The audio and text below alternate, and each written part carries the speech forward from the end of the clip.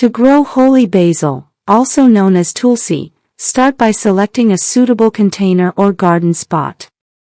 Choose a location that receives at least 6 hours of sunlight each day, as this plant thrives in bright, direct light. Use well-draining soil, enriched with organic compost to provide the nutrients necessary for healthy growth. Begin by sowing seeds directly into the soil or in small seed trays. Lightly cover the seeds with a thin layer of soil, as they require warmth and moisture to germinate. Water gently, keeping the soil consistently moist but not waterlogged, to prevent the seeds from washing away or rotting.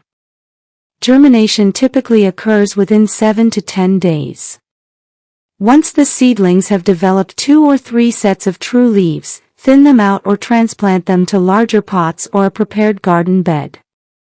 Space the plants at least 12 inches apart to allow adequate air circulation and reduce the risk of disease. Water regularly, ensuring the soil remains evenly moist, especially during dry periods, while avoiding overwatering, which can lead to root rot. Fertilize every few weeks with a balanced, organic fertilizer to encourage robust growth and enhance the aromatic properties of the leaves. Prune the plant regularly by pinching off the tips of the stems. This promotes bushier growth and prevents flowering, which can alter the flavor of the leaves.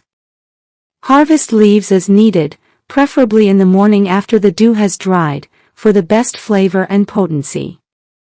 Holy basil is resilient but benefits from protection against extreme cold, frost, and heavy rains. With proper care, it can grow into a lush, fragrant plant that provides leaves for teas, cooking, and traditional medicinal uses, maintaining its health and vitality throughout the growing season.